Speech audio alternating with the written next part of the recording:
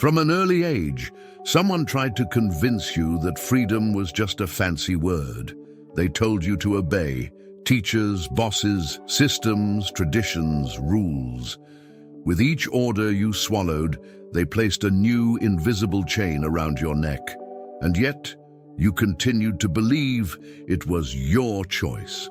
This is power's most perverse trick, making you adapt without realizing you've been bent.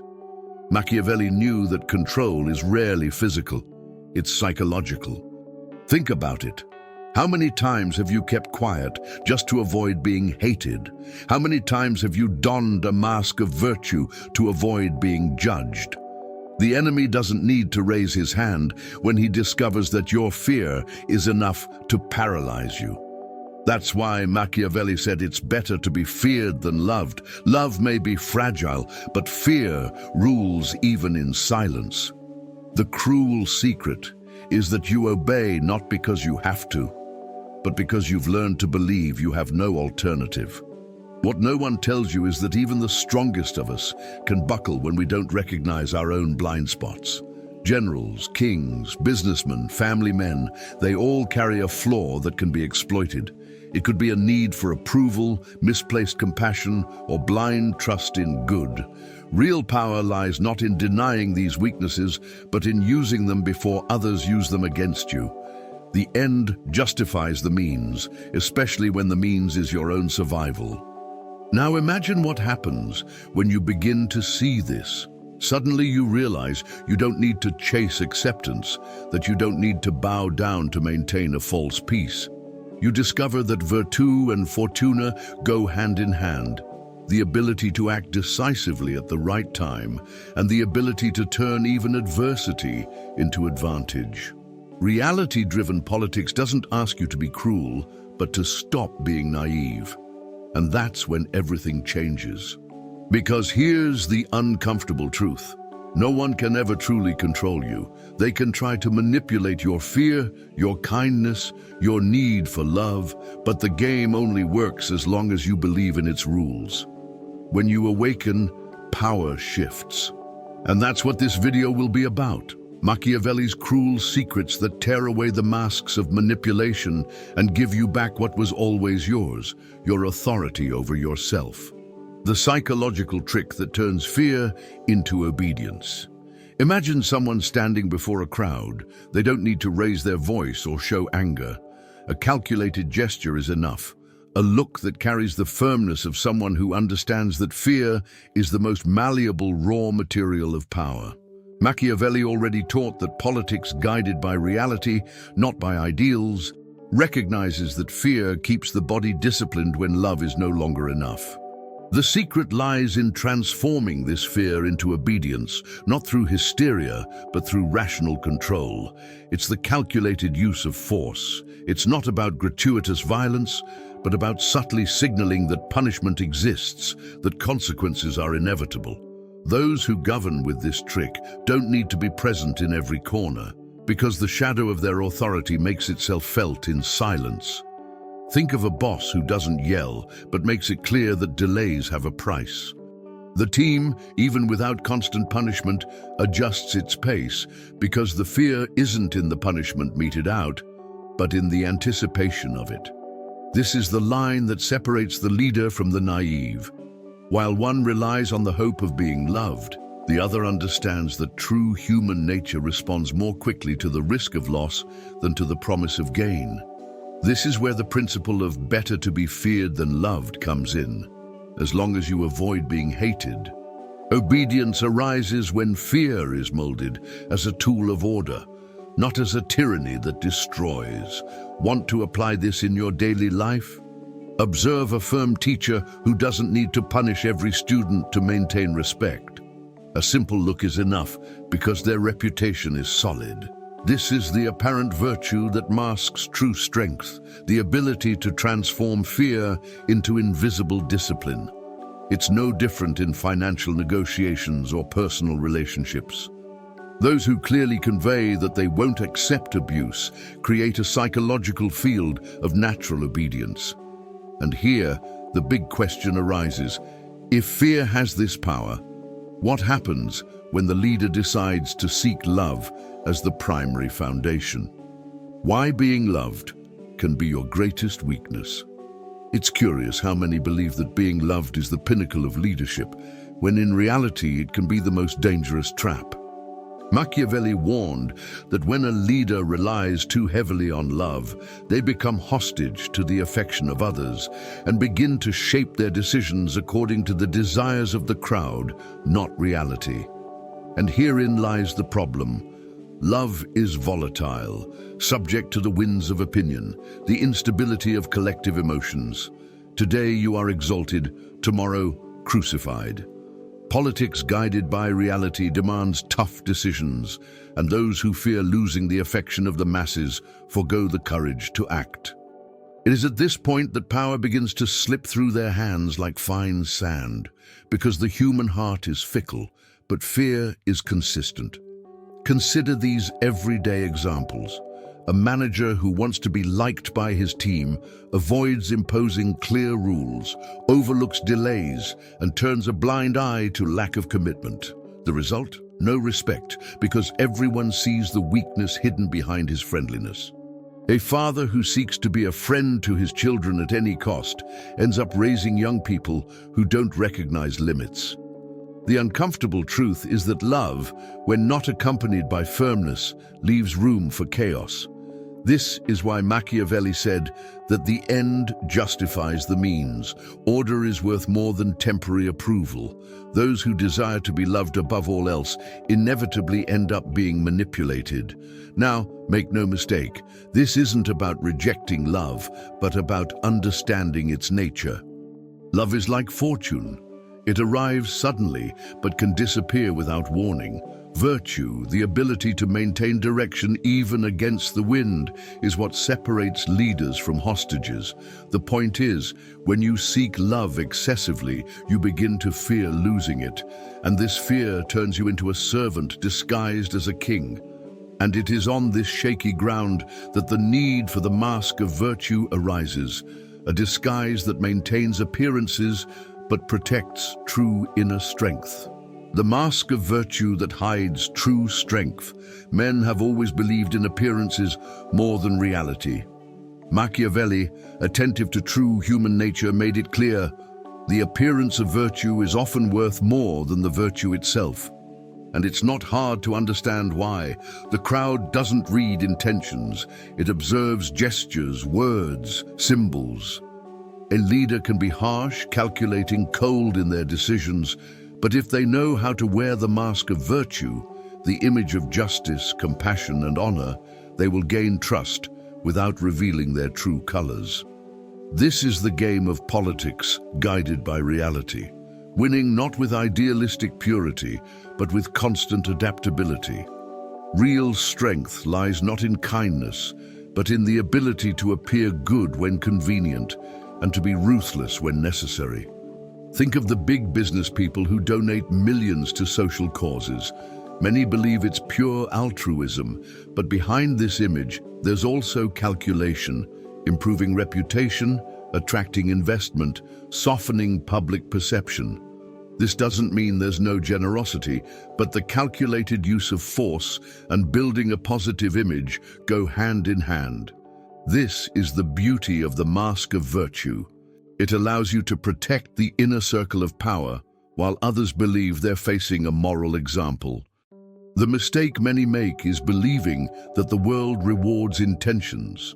In practice, what generates obedience is how you present yourself. And here's the practical lesson.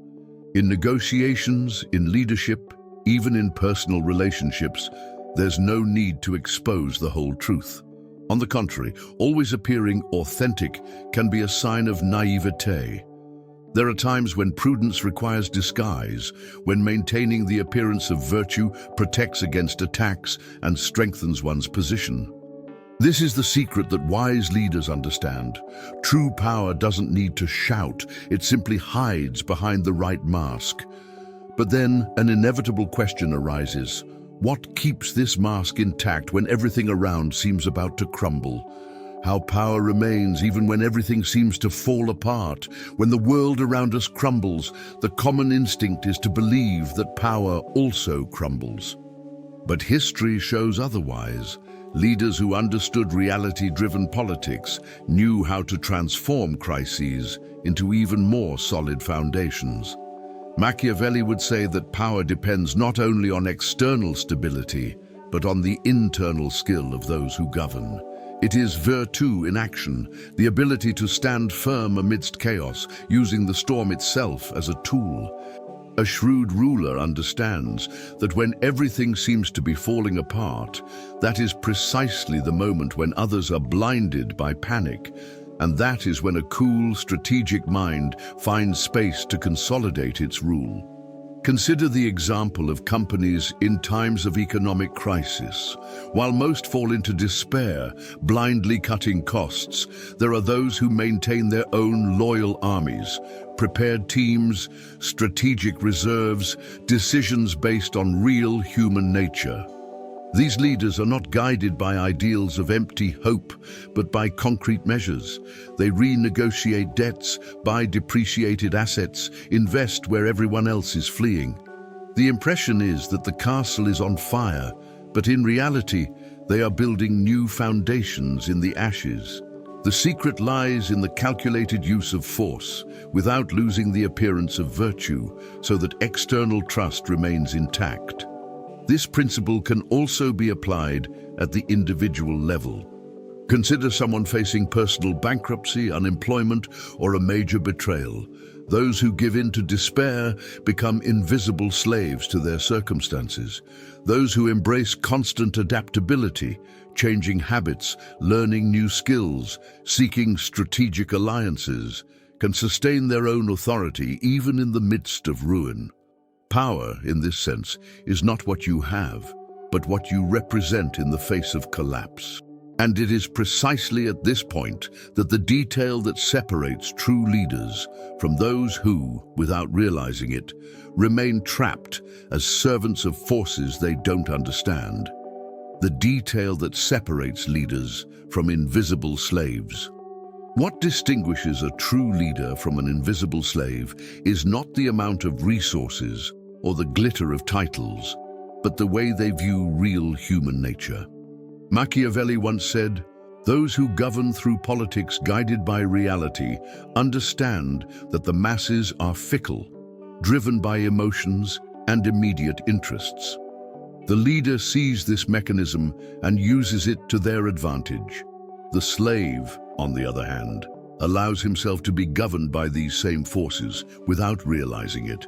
It's like in chess. Many believe they are playing, but they are merely pieces moved by hands they cannot see. The key lies in the degree of awareness, in the ability to understand the game before being swallowed up by it. In a corporate environment, for example, an employee who only reacts to the boss's demands, who lives in fear of being fired or the need to be loved by colleagues, acts like an invisible slave. They may believe they're in control, but they're bound by the chains of external approval.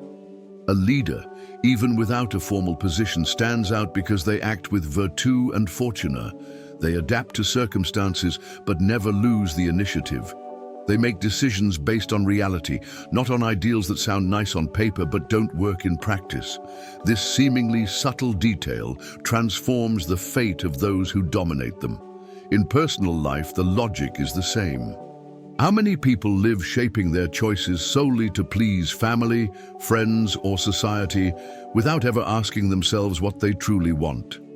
These are the invisible slaves, chained by expectations. The leader, on the other hand, knows how to use even these pressures as fuel. They maintain the appearance of virtue when necessary, but never forget that the end justifies the means, especially when the goal is to preserve their own freedom. But here arises a dilemma that few realize.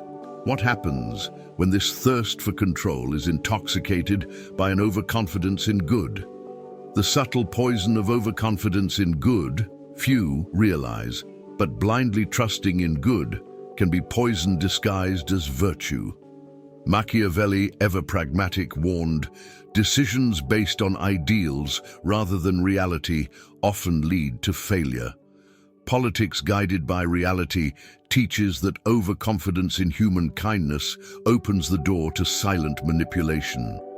When someone believes everyone is driven by noble intentions, they forget that true human nature is guided by self-interest, fear, and the desire for power. This is where naivete becomes dangerous, because those who expect only goodness in others are unprepared for the impact of betrayal, competition, or ambition. Consider clear examples. The businessman who believes partners will never harm him enters into fragile contracts without protective clauses and then finds himself hostage to commercial scams. The politician who relies too much on the good of alliances fails to build his own loyal armies and ends up being overthrown by the first conspiracy. This is even repeated in personal life. Those who believe everyone always has good intentions give away information, expose vulnerabilities, and leave doors open to manipulation. It is the calculated use of force, not blind faith in good, that sustains security. Good can be a choice, but it should never be a dependency. This is the detail that separates the wise from the naive. The wise understand that even good can be used as a mask, that even compassion can be a weapon, and precisely for this reason, they maintain constant adaptability. They can act with kindness, but never cling to it as if it were dogma. The poison lies in believing that good is enough. It's like drinking too much water. What seemed vital ends up becoming toxic. And when blind trust mixes with misdirected compassion, the enemy's secret weapon is born, transforming your virtue into weakness. When compassion becomes the enemy's weapon, compassion is one of the noblest human strengths, but in the wrong hands, it can be distorted and used as a silent weapon. Machiavelli would remind us that, in a politics guided by reality, even the most elevated feelings can be exploited. It's easy to manipulate someone who fears saying no out of pity. Excessive, unfiltered compassion turns leaders into hostages and warriors into servants. Here's the point. When the enemy discovers you can't bear to see others suffer, they create suffering to gain advantage. And then your kindness becomes the very trigger for your defeat. In everyday life, we see this in personal relationships. Some people constantly forgive betrayals, justifying toxic behavior in the name of compassion. This repeated indulgence heals no one, it only strengthens the abuser. It also happens in the workplace. Employees take advantage of leaders who confuse empathy with permissiveness, turning the space into a breeding ground for laziness and manipulation.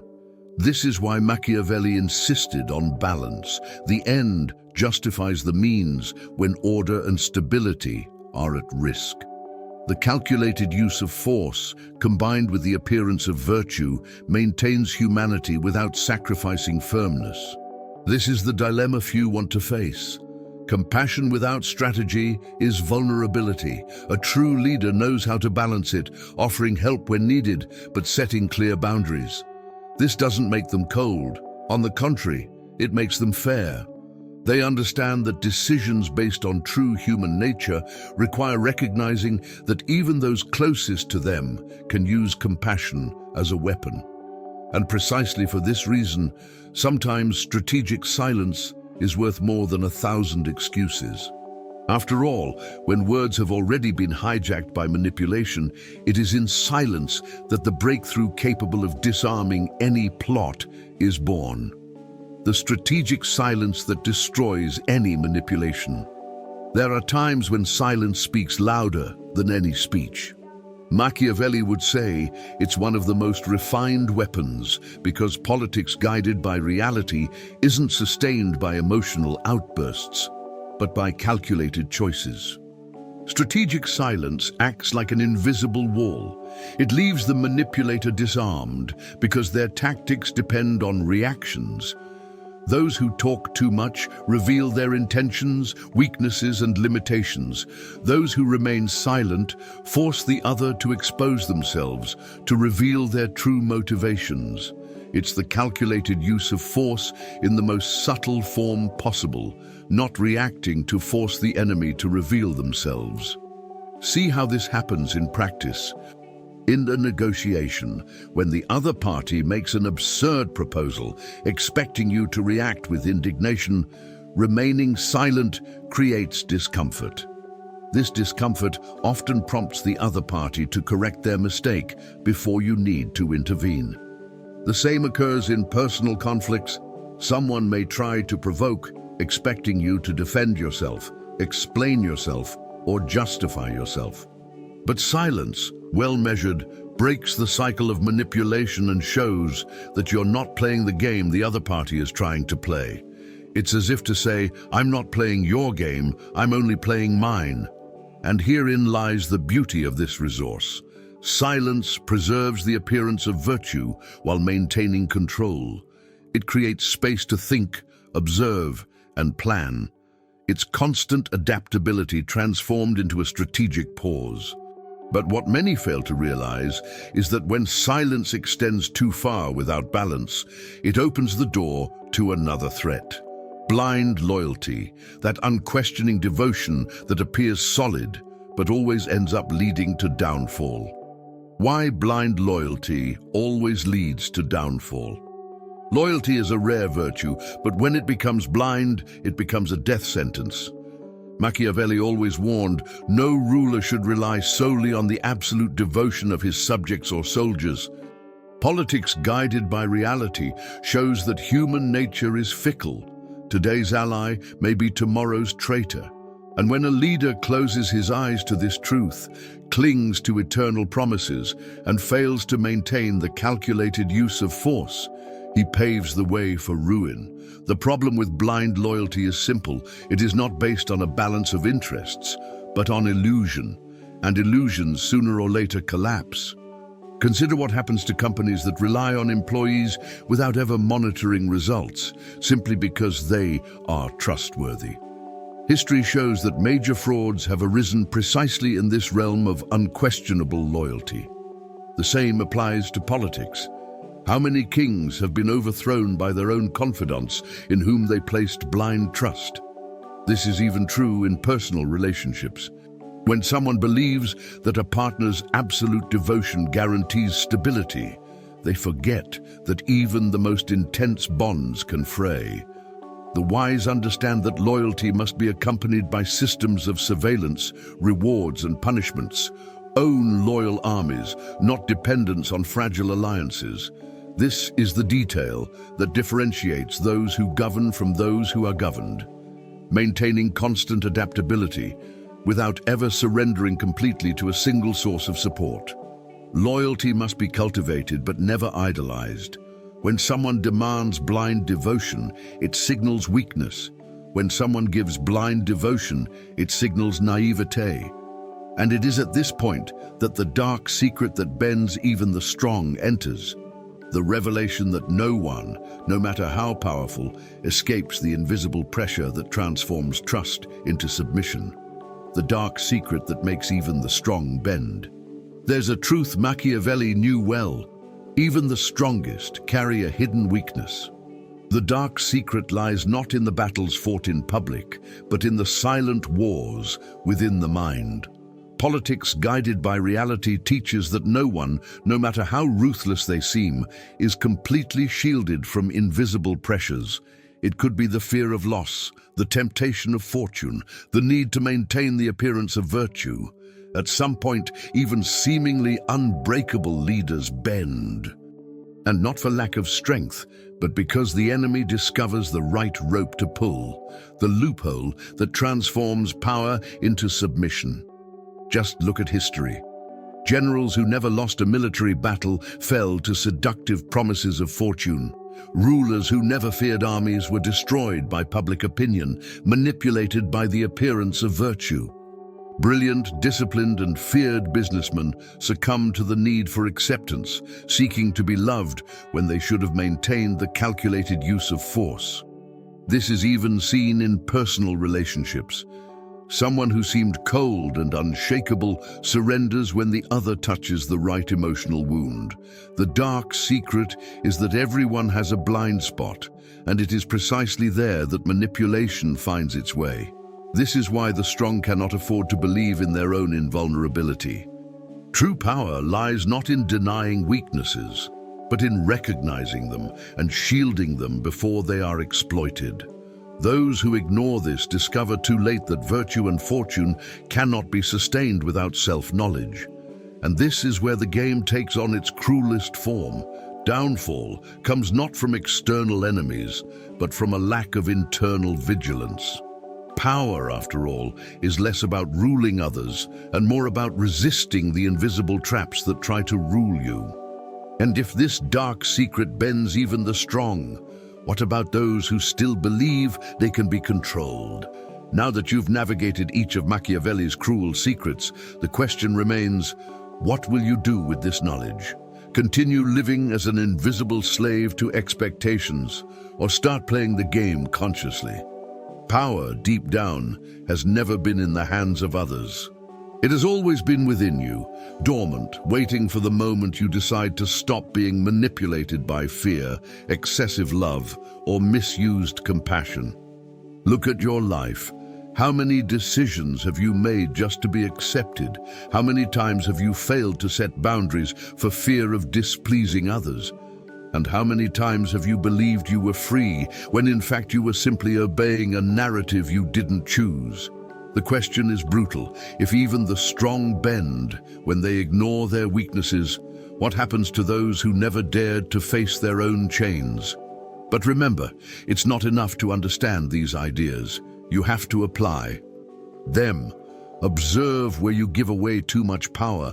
Learn to say no without guilt. Cultivate your own loyal armies, friends, allies, skills that no one can take away from you.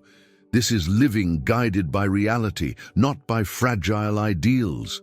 Because the difference between being feared and being loved can decide whether you lead your life or remain hostage to it. And here's my invitation. If this content touched you, it's a sign that a new consciousness has begun to emerge. So tell me, which of these truths tore you apart the most? Which mask did you realize you were wearing? Write in the comments. Sometimes the first act of freedom is simply putting into words what you've always avoided saying. And of course, don't forget, subscribe to the channel and turn on notifications. Here, you'll continue learning to look at power without illusions, discovering what few have the courage to talk about. Because in the end, those who master themselves are never again dominated by anyone.